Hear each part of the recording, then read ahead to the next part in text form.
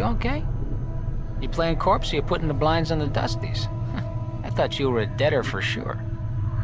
Hello and welcome to this Let's Play of Planescape Torment Enhanced Edition. I hope you're alright, guys. I hope you're alright. We're starting right in the middle of the story. Well, it's at the beginning of the story, but yeah, here we go. We're gonna say, who are you? And Morte replies, who am I? How about you start? Who are you? And we're gonna say, I asked you first, Dhall. Yeah, and I asked you second. What's your name? I don't know. I can't remember. You can't remember your name, hey? Well, next time you spend a night in this burg, you go easy on the bub. Name's Morte. I'm trapped here too. Yep, since you haven't had the time to get your legs yet, here's the chance. I've tried all the doors and this room is locked tighter than a chastity belt. We're locked in. Where? What is this place? It's called the Mortuary. It's a big black structure with all the architectural charm of a pregnant spider. The Mortuary? What? Am I dead? Not from where I'm standing. You notice he's a floating skull, right? You got plenty of scars though. Looks like some Burke painted you with a knife. All the more reason to give this place a laugh before whoever carved you up comes back to finish the job. Scars, how bad are they? Well, the carvings on your chest aren't too bad, but the ones on your back? Morte pauses. Say, it looks like you got a whole tattoo gallery on your back, Chief. Spells out something. Tattoos on my back? What do they say? Heh!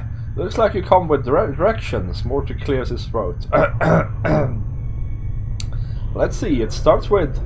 I know you feel like you've been drinking a few kegs of Styx wash, but you need to center yourself. Among your possessions is a journal that will shed some light on the dark of the matter. Farrod can fill you in on the rest of the chant, if he's not in the dead book already. Farrod, does it say anything else? Yeah, there's a little bit more. Morte pauses. Let's see...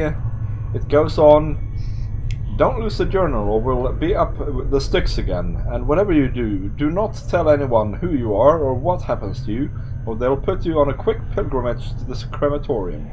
Do what I tell you, read the journal, then find Farrod.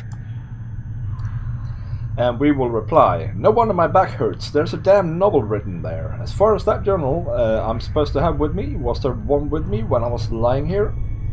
No, you were stripped to the skins when you arrived here. Besides, look like you got enough of a journal penned on your body. What about Farrod? Do you know him? Nobody I know, but then again, I don't know many people. Still, some Burks got to know where to find Farrod. Once we get out of here, that is. How do we get out of here? Well, all the doors are locked, so we need a key. Chances are one of the walking corpses in this room has it. Walking corpses? Yeah, the mortuary keepers use dead bodies as cheap labor. The corpses are dumb as stone, but they are harmless, and won't attack unless you attack first. So I should attack one of these corpses and loot it for the key. Well, before you do that, arm yourself. I think there's a scalpel on one of the shelves around here. Alright, let's look for one. One last thing, those corpses are slow as molasses, but getting punched by one of them is like being kissed by a battering ram. If they start getting an edge on you, remember you can run, and they can't. Use it to keep some distance if you need to recover. Right, thanks for the advice, Skelly. Yes, I hope you're alright, guys. I hope you're alright. Now, I have been looking forward to this game for a very long time. So this is gonna be fun. Now, I know that I'm running a Baldur's Gate thing as well here. The Baldur's Gate Enhanced Edition. But because this game now is out, that is gonna have to wait for a little bit. Alright, you found the scalpel. Now go get those corpses, and don't worry, I'll stay back and provide valuable tactical advice. Maybe you could help me, Morte. I will be helping you. Good advice is hard to come by. I meant help in attacking the corpse. Me? A romantic, not a soldier. I'd just get in the way. When I attack this corpse, you better be right there with me, or you'll be the next thing that I plunge the scalpel in. Alright, I'll help you. I'm glad we understand each other.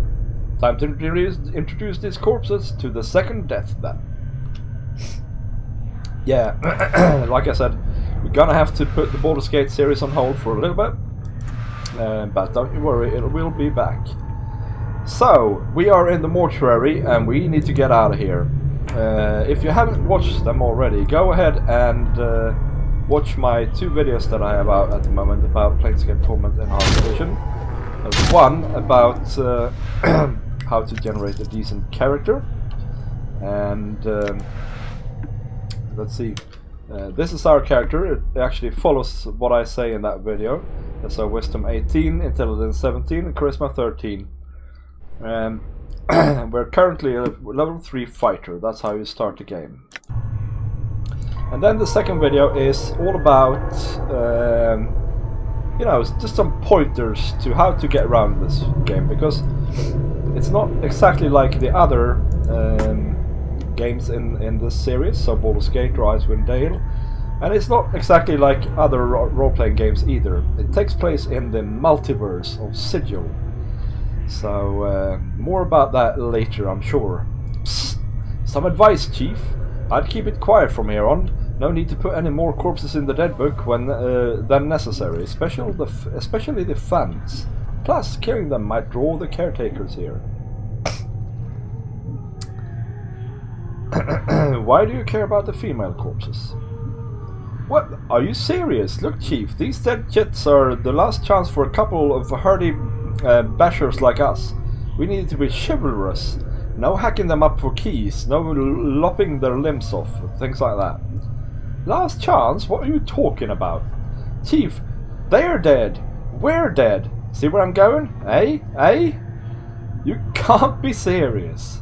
Chief, we already got an opening line with these limping ladies. We are all dead at least once. Sorry, we all died at least once. We'll have something to talk about. They'll appreciate men with our kind of death experience. Wait, didn't you say before that I'm not dead? Well, alright, you might not be dead, but I am. And from where I'm standing, I wouldn't mind sharing a coffin with some of these fine sinew cadavers I see here. Morte starts clacking his teeth as if in anticipation. Of course, the caretakers would have to part with them first, and that's not likely. But who are these caretakers again? They call themselves the Dustman. You can't miss them. They have an obsession with black and rigor mortis on the face. They're an adult bunch of ghoulish death worshippers. They believe everybody should die, sooner better than later. I'm confused. Why do these Dustmen care if I escape? Weren't you listening? I said the Dusties believe everybody should got to die, sooner better than later. You think the corpses you've seen are happier in the dead book than out of it?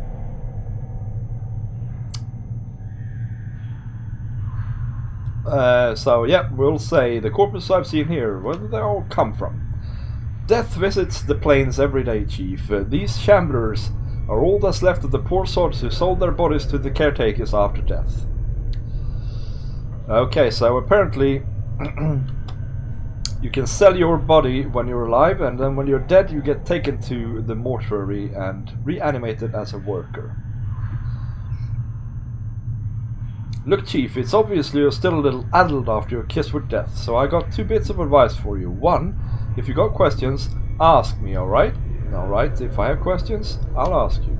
2nd, if you're half as forgetful as you seem to be, start writing stuff down. Whenever you come across something that might be important, jot it down so you don't forget. If I had that journal I was supposed to have with me, I'd do that. Start a new one then, Chief. No loss. There's plenty of parchment and ink around here to last you. Alright, it couldn't hurt. I'll make a new one then. Use it to keep track of your movements. If you ever start to get cloudy on important things, like who you are, or more importantly, who I am, use it to refresh your memory. Updated my journal. Got it. So the cool thing about Planescape Torment is that here's a zombie worker, but we can actually converse with them, well, to some extent. The shambling corpse gazes at you with vacant eyes. Her skin is pale paper thin, almost wispy. It's like someone draped a sheet of cobwebs across her frame. The number 594 has been scratched onto her forehead with a charcoal pencil. So, doing anything lately? The corpse continues to stare at you. Farewell then. Psst! You see the way she was looking at me, huh? See that? The way she was following the curve of my optical bone? You mean that blank-eyed beyond the grave stare? What? You're blind! She was scouting me out. It was a shameless the way she wanted me. Wanted you to go away, maybe. She was obviously too distracted by me. No, I'm not gonna say that. I think you and your imagination need some time away from each other. Yeah, whatever. When you've been dead as long as I have, you know the signals. They may have been too subtle for you to pick up on, but that's why I'll be spending my nights with some Lucius recently dead chit, while you're standing around going, huh? What's going on? Where's my memories? Whatever, Morte, let's go. Yep, there is a lot of very humorous things going on in this game, according to me anyway. And so yeah, we'll be having a lot of dialogue here. Now, this is an interesting zombie. This corpse is lumbering along a triangular path. Once it reaches one of the corners of the triangle, it pauses, then turns and staggers towards the next corner. It has a 965 tattooed on the side of its skull. As you approach, it halts and stares at you. Heh! Looks like someone forgot to tell this sod to stop walking the rule of threes. What do you mean? These corpses don't have much left in the attic, so they can't do more than one task at a time. When they're told to do something, they'll keep doing it until somebody tells them to stop. This poor sod probably finished some task and they forgot to tell him. You said something about the rule of three. What did you mean? Updated my journal. That. Thank you. Hey, well, the rule of three is one of those laws about the planes, about things tending to happen in threes, where everything's composed of three parts, where there's always three choices, and so on and so forth. You don't sound like you hold much faith in it. It's a lot of wash, if you ask me. If you look for a number, any number, and try to attach some great meaning to it, you're gonna find plenty of coincidences. Understood. I wanted to examine this zombie a bit more. Yeah, so if you haven't guessed it, guys, this is an advanced Dungeons & Dragons game that is fairly different from many others. First of all, the main part of this game is dialogue based, and the better your stats are, the better options you get. Fist irons, eh? That sounds handy to me. Better options you get in your dialogue choices. So let's see, we found a couple of interesting things here. We found a fist iron with 2 to 4 crushing damage. I think we shall wear them. And we also have a bandage, and we found a receiving room logbook. This huge book lists mortuary procedures in a tight scrabbled script. All shells entering the mortuary are to be delivered to the receiving room. The records are to be checked to determine if the shell is one of the contracted, and if so, do not prepare the shell. Move the shell to the preparation rooms, contact the scribe on duty and notify him that a contracted shell is to be raised. Be certain that a shell is thoroughly stripped of its possessions before being sent to the preparation rooms. The faction is not responsible for any possessions lost or items stolen by collectors who have brought the shells to the mortuary. The shell's possessions are to be stored in the receiving room until an initiate can be sent to claim them. Please catalog all possessions in the logbook. Following this list is thousands of entries of bodies that have been sent to the receiving rooms. As you flip through the rest of the book, however, you notice that the last page has been cut out. Yes, mysterious, yes, yes. You see Dhall there, we're gonna go and have a word with him in a minute. This scribe looks very old. His skin is wrinkled and has a slight trace of yellow like old parchment. Charcoal grey eyes lie within an angular face, and a large white beard flows down the front of his robes like a waterfall. His breathing is ragged and irregular, but even his occasional coughing does not slow the scratching of his quill pen. Whoa, Chief, what are you doing? I was going to speak to this scribe. He might know something about how I got here. Look, rattling your bone box with dusties should be the last thing. Before Morte can finish his rant, the scribe begins coughing violently, and after a moment or two, the coughing spell dies down and the scribe's breathing resumes its ragged wheeze. And we especially shouldn't be swapping the chant with sick dusties. Come on, let's leave. The quicker we get give this place the laugh, the better. Before Morte can finish, the scribe's grey eyes flicker too. The weight of years hangs heavy upon me, restless one. He places down his quill, but I do not yet count the deafness among my ailments. Restless one, do you know me? Do I know you? There is a trace of bitterness in the scribe's voice as he speaks. I have never known you, restless one, no more than you have known yourself. He is silent for a moment. For you have forgotten, have you not? Who are you? As always, the question. And the wrong question, as always. He bows slightly, but the movement suddenly sends him into a bout of coughing. He pauses for a moment, catches his breath. I am Dhall. Perhaps you can ask some journal. Questions for me. Stop saying that, mate. So, let's see. Let's start by being kind to him, right? You sound ill, are you not well?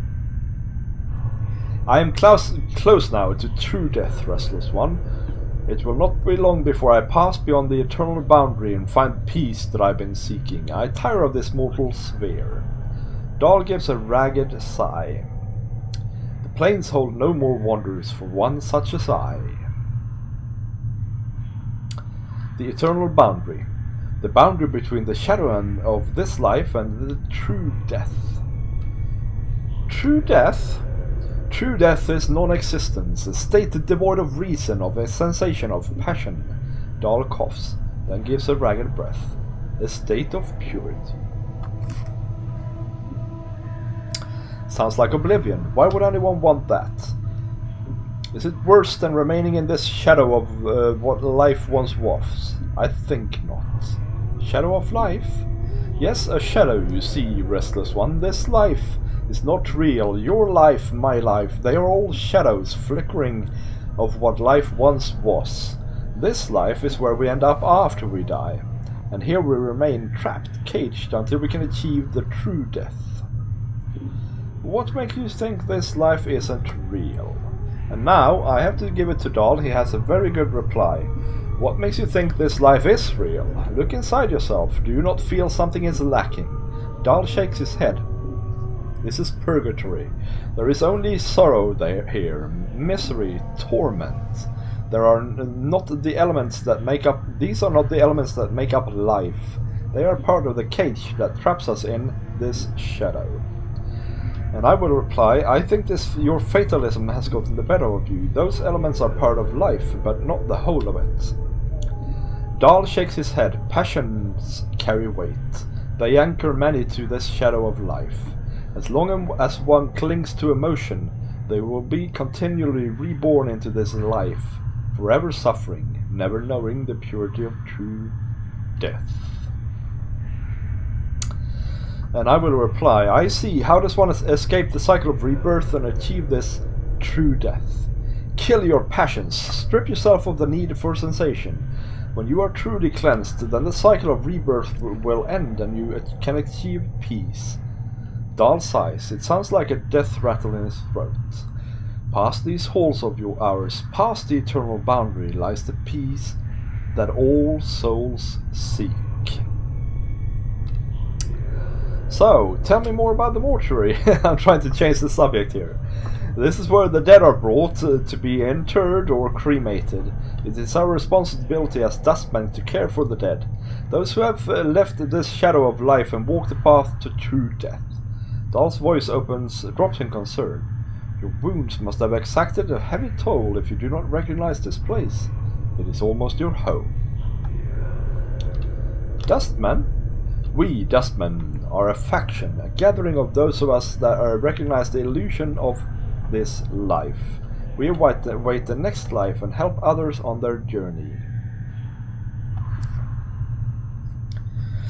Perhaps you can explain why the Dustman want me dead. Dhall sighs. It is said that there are souls who can never attain the true death. Death has forsaken them, and their names shall never be penned in the dead book. To wake from death as you have done suggests that you are one of those souls. Your existence is unacceptable to our faction. Unacceptable? That doesn't... well, let's see what more options we have, by the way. Unacceptable? That doesn't sound like it leaves me in a good position. You must understand, your existence is a blasphemy to them. Many of our faction would order you cremated, if they were aware of your affliction. You're a Dustman, but you don't seem to be in favor of killing me. Why not? Because forcing our beliefs upon you is not just. You must give up this shadow of life on your own, not because we force you to. Dhall looks about to break into his coughing jag, but he manages to hold it in with some effort. As long as I remain at my post, I will protect your right to search for your own truth. That's a good question. What is your post? I'm a scribe, a cataloger of the shells that come to the mortuary. Dhall coughs again, and then takes a deep breath. As long as the streams of corpses flow through the mortuary, I shall remain at my post. You say that I've been here more than once. How is it that the Dustmen do not my journal. Recognize me?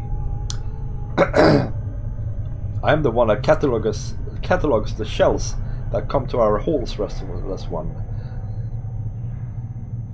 Only I see the face of those that lie upon our slabs. The dark of your existence lies safe with me. I had some other questions. How did I get here? Your moldy chariot ferried you to the mortuary, Restless One. You would think you were royalty based on the number of loyal subjects that lay stinking and festering upon the cart that carried you. I arrived here on a cart. My journal. Yes, your body was somewhere in the middle of the heap, sharing its fluids with the rest of the mountain of corpses. Dhall breaks into another violent fit of coughing. Your Seneschal Pharaoh was, as always, pleased to accept a few moldy coppers to dump the lot of you at the mortuary gate. It doesn't sound like you like Pharaoh much. There are some that I respect, the Restless One. Pharaoh is not one of them. He wears his ill repute like a badge of honor and takes liberties with the possessions of the dead. He is a knight of the post, cross-trading filth of the lowest sort. A knight of the post, a thief. All Pharaoh brings to our walls come stripped of a little less of their dignity than they possessed in life. Pharaoh takes whatever he may pry from their stiffening fingers. Did he take anything from me? Most likely. Are you missing anything, especially anything valuable? Not that Pharaoh would take exception to anything that wasn't physically grafted to your body, and sometimes even that's not enough to give him his greedy mind pause. I'm missing a journal. A journal. If it was of any value, then it's likely it lies with Pharaoh. Where can I find this Pharaoh? If events persist as they are, Restless One, you have a much greater chance of Pharaoh finding you and bringing you to us again before you find whatever ooze puddle he wallows in this time. Nevertheless, I must find him. A slight warning creeps into Dhall's tone. Do not seek out Pharaoh, Restless One. I am certain that it will simply come to full circle again, with you none the wiser and Pharaoh the few coppers richer. Accept death, Restless One. Do not perpetuate your circle of misery. I have updated my journal. Dhall is silent for a moment. When he finally speaks, he seems to do so reluctantly. I do not know under which gutterstone Pharaoh lies at the moment, but I imagine that he can be found somewhere beyond the mortuary gates. In the hive. Perhaps someone here there will know where you can find him.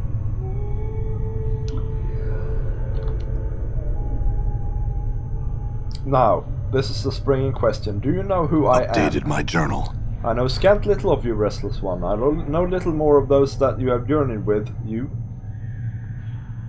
I know little more of those that have journeyed with you and who now lie in our keeping. I ask that you no longer ask others to join with you, Restless One. Where you walk, so walks misery. Let your burden be your own. Are there others? Updated my journal. Do you not know the woman's corpse interred in the memorial hall below? I had thought that she had traveled with you in the past. Am I mistaken? Where is her body?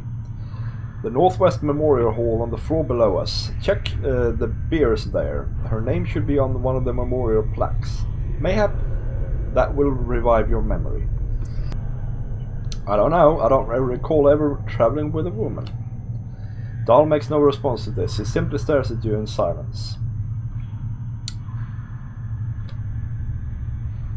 So, are there others apart from the woman? Doubtless there are, but I know not their names nor where they lie. One such as you has left a path many have walked, and few have survived. All dead come here. Some must have traveled with you at once. I find no fault in your reasoning. I had some other questions. Let's see. Can you tell me how to get out of here? The front gate is the most obvious exit, but they will not let anyone other than Dustman pass.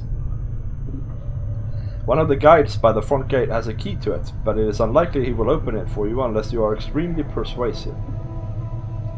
And nothing. Farewell. As you turn to leave, Dhall speaks. Know this, I do not envy you, Restless One. To be reborn as you would be a curse that I could not bear. You must come to terms with it. At some point, your path will return you here.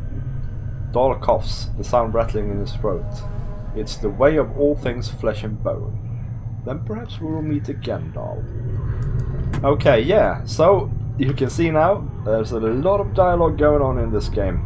And I really enjoyed that, so I hope you do too, guys. Right, so we are going to round this episode off with talking to zombie worker 1201. As you follow her ink tears down the corpse's face, you notice it has run into the stitching sealing the corpse's lips and has caught on what looks like the corner of a note. And I will try and pull the note out. The note has mingled with the ichor in the zombie's mouth. If you try to pull the paper out through the cross stitches, it will tear the paper to shreds. So we're going to use the scalpel to cut the stitches. You deftly slice through the stitches, sealing the corpse's mouth, and the jaw sags open. You carefully pull the note from the corpse's mouth. Despite the condition of the paper, the writing on it still appears illegible. Examine the corpse again. Sorry about those stitches. Leave the corpse in peace. And so what does this say? This is a foul-smelling note retrieved from the mouth of one of the mortuary zombies. It looks like it was sewn into the corpse's mouth by accident. Despite this condition, the writing is illegible. It's legible. Please, to whatever Dustman reads this, I beg of you, I know of my legal obligation under the terms of the dead contract, but I am prepared to offer more than my signing fee if you will cremate my body rather than raising it. I have arranged for this note to be left with my body upon my death. If you are reading this, then please use this note as instructed and accept the result in exchange for my contracted duty. Let my contract number serve as the key. Contract number, eh? It looks like the corpse was too late to prevent the raising, but you notice that beneath the writing is a diagram. It looks like the directions for folding the parchment into a strange pattern.